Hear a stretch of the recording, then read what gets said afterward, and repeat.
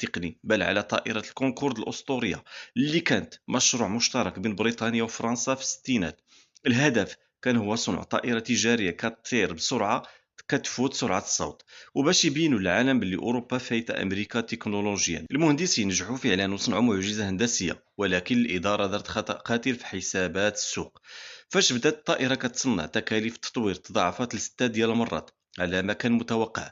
الحسابات الاقتصادية كانت كتبين باللي المشروع خاسر وما غيغطيش المصاريف ديالو، وباللي الشركات رفضت تشري هاد الطائرة بسبب استهلاك الخيالي للوقود والصداع المزعج ديال المحرك. أي مسير عقلاني كان غيوقف المشروع فورا باش يقلل الخسائر، لكن العناد والغرور السياسي خلى بريطانيا وفرنسا ياخذوا القرار الأسوأ.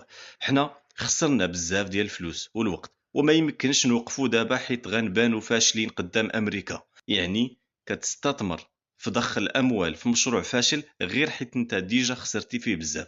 النتيجة كانت صدمة قاسية. طائرة عاشت سنوات وهي كتخسر الملايين كل يوم، وكتعتمد على الدعم الحكومي باش غير تبقى طايرة في السماء، حتى وقعت الحادثة الشهيرة سنة 2000 اللي تسببت في النهاية الرسمية لهذه الإمبراطورية وتوقيفها تماما عن الخدمة. العبرة من هذه القصة الاستراتيجية الثمينة بزاف في عالم المال والأعمال. الشجاعة ماشي هي الاستمرار في العناد، بل هي القدرة على الاعتراف بالخطأ وتوقيف الخسارة فاش كتبينها لنا المؤشرات. كبرياء الإدارة والغرور يقدروا يحولوا أعظم إنجاز بشري لخسارة قاسية.